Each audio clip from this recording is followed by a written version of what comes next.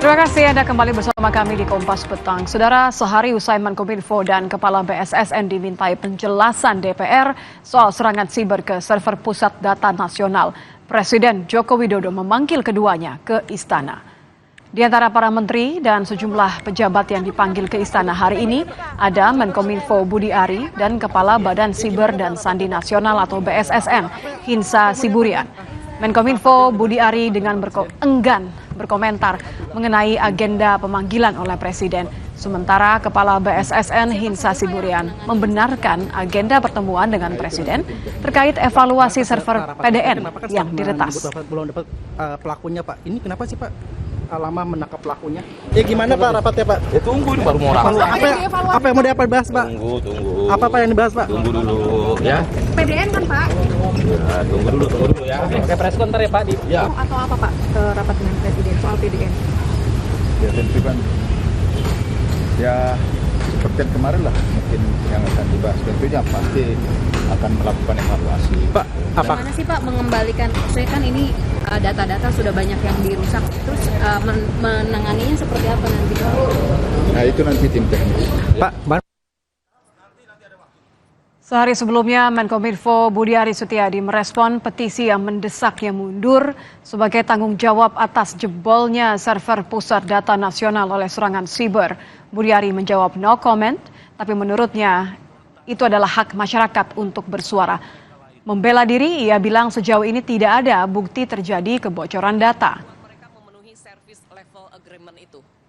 Tanggung jawab mereka di mana? Pastinya dan sudah ada juga petisi yang meminta Bapak tanggapannya seperti No comment kalau itu haknya masyarakat untuk bersuara. Ya, yang pasti tadi hasil rapat dengan Komisi 1 kita tidak ada indikasi dan belum ada bukti terjadinya kebocoran data. Ya.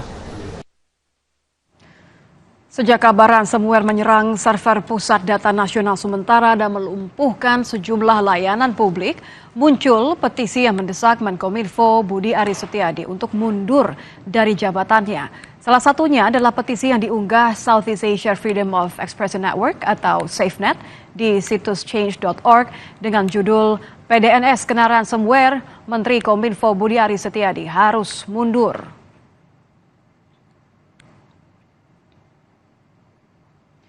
Hingga Jumat siang, saudara, petisi SafeNet mendesak Menkominfo Budi Ari Setiadi mundur dari jabatannya. Di laman change.org sudah ditandatangani lebih dari 7.000 orang sejak diunggah tanggal 26 Juni.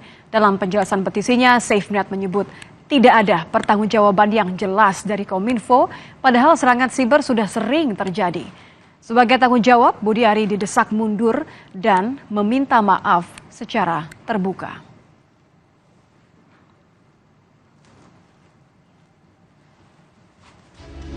Rapat kerja Komisi 1 DPR dengan Menkominfo dan Kepala BSSN hari Kamis diwarnai kritik keras dari anggota Dewan. Anggota Komisi 1 DPR TB Hasanuddin mempertanyakan mengapa banyak serangan siber dilaporkan tapi tidak ditindaklanjuti secara komprehensif. Ini sebetulnya kecelakaan atau kebodohan nasional. Ya. Karena apa? Prihatin. Kita sudah hampir 5 tahun ya bekerja sama mitra dengan terutama BSSN, dan BSSN selalu melaporkan ada serangan. Tetapi tidak ada tindakan-tindakan yang lebih komprehensif ya. Ketua Komisi 1 Mutia Hafid juga merespon dengan keras saat Kepala BSSN Hinsa Siburian menyatakan serangan siber terhadap server PDN terjadi karena kekurangan dalam tata kelola. Kekurangan di tata kelola. Kita memang akui itu, dan itu yang kita laporkan juga. Karena kami diminta untuk apa saja masalah kok bisa terjadi, itu salah satu yang kita laporkan juga Pak. Maksudnya Pak, kalau nggak ada backup sih itu bukan tata kelola sih Pak. Siap? Kalau alasannya, ini kan kita nggak hitung Surabaya Batam backup kan, karena cuma 2% kan. Ya berarti itu bukan tata kelola. Itu kebodohan aja sih Pak. Iya. punya data nasional dipadukan seluruh kementerian harusnya. Untung katanya ada beberapa kementerian yang belum comply, belum gabung. Menkominfo Budi Ari menjelaskan pelaku serangan siber ke server PDN adalah aktor non-negara, bukan negara. Kata Budi Ari, alhamdulillah berat kalau pelaku serangannya negara. Menerbitkan optimisme kita di sana, karena dalam serangan cyber ini selalu analisanya dua aja, ini state actor atau non-state actor. Tapi di forum ini saya ingin tegaskan bahwa kesimpulan mereka ini non-state actor dengan motif ekonomi. Itu udah alhamdulillah dulu, kalau karena orang nyerang negara, berat. Penjelasan Budi Ari lantas menuai kritik anggota Komisi 1 Sukamta. Mengingatkan Budi Ari, Sukamta bilang lebih tepat innalillahi ketimbang alhamdulillah karena keamanan nasional bermasalah. Tapi saya prihatin, Pak. Bapak bersyukur di tengah serangan yang hebat begini bagi negara, Pak. Mengucap alhamdulillah, ini ya bagus, disyukuri. Tapi menurut saya lebih tepat innalillahi, Pak, daripada alhamdulillah, Pak. Karena ini persoalan national security, Pak. Yang saya ungkap tadi itu punya BAIS, punya Polri, Pak. Dijual bebas filenya sekarang. Serangan siber ke server PDNS tak hanya mengungkap adanya permintaan uang tebusan 8 juta dolar, namun juga menyisakan nasib data itu sendiri.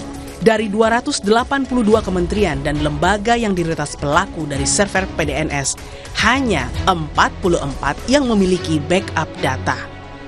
Tim Liputan, Kompas TV. Serangan siber yang menyasar server data nasional dan mengganggu banyak layanan publik tidak hanya mendorong Komisi 1 DPR meminta penjelasan dan tanggung jawab Menkominfo serta Kepala BSSN. Di situs change.org juga muncul petisi menuntut mundur Menkominfo Budi Ari dari jabatannya. Sudah bergabung bersama kami ada Kepala Divisi Kebebasan Berekspresi dari SafeNet, Nandan S. Arum, dan pengamat kebijakan publik Agus Pambagio. Kami juga sebenarnya sudah berupaya untuk mengundang pihak Kemenkominfo untuk hadir dalam diskusi ini, namun hingga kini belum ada respon. Selamat petang, Mbak Nandan. Selamat petang, Pak Agus. Halo, selamat petang. Saya ingin ke Mbak Nandan terlebih dahulu. Sebagai pihak yang memang menulis petisi, sudah sejauh ini sudah 7.000 lebih ya sejak diunggah kemarin. Menurut Anda, apa desakan untuk Budi Ari harus mundur? Mengapa mendesak harus mundur? Ya, sebetulnya ini adalah suatu simbolik ya untuk menuntut pertanggungjawaban dari negara. Tentu saja bukan hanya Budi Ari yang kita tuntut mundur, seharusnya seluruh jajaran dan pihak-pihak yang memang bertanggung jawab terhadap Pusat Data Nasional ini. Cuman kan kita tahu bagaimana Pusat Data Nasional ini kan di bawah kewenangannya Kominfo ya, mereka memiliki tanggung jawab yang sangat besar, sehingga Budi Ari sebagai menterinya juga memiliki tanggung jawab yang besar itu. Dan tentu saja desakan ini sebetulnya juga menuntut tanggung jawab dan permintaan maaf ya dari pemerintah, supaya mereka bisa mengakui bahwa ini adalah bentuk kesalahan dan kelalaian mereka dalam menjaga data warga ataupun data nasional seperti itu. Saya ingin ke Pak Agus. Pak Agus, kalau Anda melihat apa sih sebenarnya kesalahan utamanya dari Menkominfo dan juga BSSN? Begini, kan membuat sistem seperti ini kan tentu ada anggarannya. Nah, dalam sistemnya itu coba nanti kita urut nanti ya bagaimana. Itu pasti ada anggaran untuk menjaga, untuk merawat. Itu dipakai atau jangan-jangan dikorupsi, karena kita kan korupsi ya. Nah, tapi di luar itu ya memang harus dijaga barang seperti ini. Jadi kita semua informal pakai IT semua, tapi tidak dijaga. Lalu saya juga heran kok nggak ada backupnya gitu ya, karena ini rahasia negara, harus backupnya harus jelas ada di mana dan seperti apa. Nah, tapi saya belum melihat ada pernyataan resmi dari pemerintah mengakui bahwa ini dibobol oleh siapa, kan bisa dicari. Pak Nenden pasti bisa masih cari. Audit bahasanya Pak Agus, masih dalam pemeriksaan audit forensik katanya. Iya, masa lama banget. Saya yang ahlinya Mbak Nenden itu sebetulnya kan nggak lama, itu bisa dicari sebentar kok. Pengalaman dari beberapa BUMN pernah dikerjain, saya pernah melihatnya gitu ya, itu cepat kok gitu. Nah, jadi ini jangan terlalu lama. Jadi pemerintah harus menjelaskan dulu sebetulnya bocornya di mana gitu loh. Siapa yang bocor, semuanya yang sudah bergabung di data itu. Data apa yang bocor maksud Anda ya? Iya, okay. Iya. Kalau bahasanya memang ini bukan bocor ya, tapi diretas dan ada penyanderaan data. Tapi begini, pertanyaan saya, Pak Agus, mengutip dari desakan dari SafeNet, petisi dari SafeNet, dengan kondisi seperti ini, kesalahan yang menurut Anda sangat fatal, Apakah tepat petisi untuk meminta Menkominfo Budi Ari untuk mundur? Ya itu kan lambang bahwa dia harus bertanggung jawab. Mundur atau tidak mundur kan terserah presiden. Gitu kan, dia harus membuat surat pengunduran diri, tapi intinya dia harus bertanggung jawab. Jadi dia harus segera menjelaskan. Katakan masih diaudit, ya apanya, sampai di mana, mau berapa lama. Itu kan yang penting diketahui masyarakat. Terus datanya yang hilang tuh sebenarnya ada di mana gitu. Supaya kita tidak was-was kan, kalau data perbankan hilang atau uang kita hilang bagaimana? Terus data-data ID kita terus dipakai untuk kriminal bagaimana? Kan ini sekarang kriminal bukan hanya dipakai di Indonesia, dipakai lintas negara ini. Ya. Kita terbukti dengan pinjol kan sama. Ya, saya kembali ke Mbak Nenden. Mbak Nenden, jadi kalau Anda lihat dari sekian kesalahan atau sekian poin yang belum dijelaskan oleh Menkominfo seperti data apa yang sebenarnya bocor, bagaimana situasinya saat ini, apa hasilnya, belum lagi kata-kata bahwa seharusnya bisa dong diungkap dalam hitungan hari. Menurut Anda, poin bahwa tidak ada backup dari sebagian besar data yang diberikan oleh lembaga dan instansi yang dinaungi oleh PDSN ini menjadi hal yang paling krusial sehingga mendesak Budi Ari untuk harus bertanggung jawab. Ya, sebetulnya itu bisa kita lihat situasi saat ini tuh sangat mungkin karena gagalnya dalam merencanakan pembangunan PDN ini gitu ya. Kita tahu kalau gagal merencanakan sebenarnya merencanakan kegagalan gitu ya. Gimana dalam proses pembangunan PDN, bagaimana membuat blueprint gitu ya terkait pembangunan PDN, termasuk penyusunan misalnya mitigasi, risiko analisis gitu ya. Dan hal-hal lain yang berhubungan dengan SOP misalnya untuk memastikan bahwa keamanan ini semakin kuat. Sepertinya ini tidak ada gitu ya dalam konteks. Bukan gagal tapi tidak ada mitigasi gitu maksud Anda? Ya, berarti ini tidak ada mitigasi kan berarti gagal dalam proses perencanaan di awal. Harusnya kan mitigasi itu masuk di proses perencanaan di awal pada saat pembangunan PDN ini gitu ya. Dan kemudian larinya ke implementasi SOP gitu ya untuk memastikan bahwa backup dilakukan misalnya tiap hari gitu ya atau seminggu sekali atau seperti apa. Itu kan harusnya udah masuk di awal pada proses risiko analisis gitu ya ataupun dalam proses penyusunan SOP dan penyusunan mitigasi risiko gitu. Nah, ini kan sebetulnya nggak ada gitu. Jadi proses implementasinya harus kita cek. Dan proses perencanaan dari awalnya seperti apa juga ini harus kita lihat lebih lanjut. Jangan-jangan memang karena isunya regulasinya tidak pernah harus disinkronkan. Karena kan lempar-lemparan ini kelihatannya antara BSSN mengembalikan ke Kominfo. Di negara Amerika Serikat saja tidak semua hal diurus oleh Kominfo. Ada bagian yang memang serangan siber tidak menjadi ranahnya Kominfo.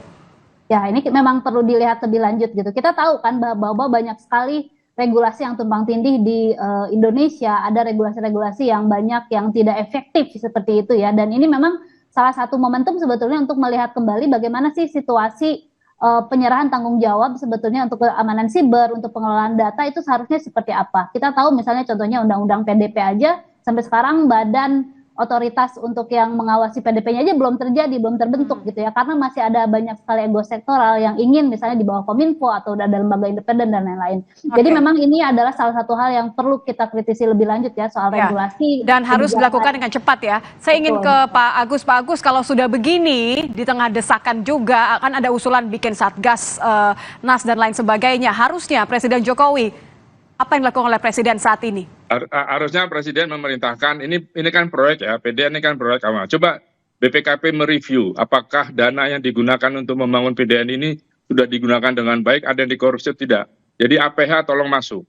Jadi selain di audit tadi sistemnya siapa bocornya di mana, siapa yang membocorkan, ini proyek ini sampai berapa banyak, kapan, karena kan kita tahu bangsa kita ini senang sekali dengan korupsi. Nah itu saya minta Presiden perintahkan untuk BPKP ngecek ini dan dipublikasikan.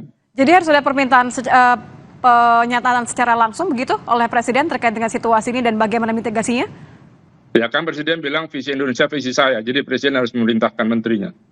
Oke, baik. Terima kasih sudah bergabung bersama kami, pengamat kebijakan publik Agus Pambagio dan juga Kepala Divisi Kebebasan Berekspresi dari SafeNet Nenden S. Arum. Terima kasih Mbak Nenden, terima kasih Pak Agus. Selamat petang. Kami akan informasi lain di Kompas Petang di paruh kedua bersama rekan saya Tifal. Ya, Nitya, Ketua Umum PSI yang juga putra Presiden Jokowi Kaisang Pangarep menuding Sekjen PKS berbohong yang menyebut Presiden Jokowi menyodorkan namanya untuk Pilgub Jakarta. Diskusinya akan hadir usai jeda berikut.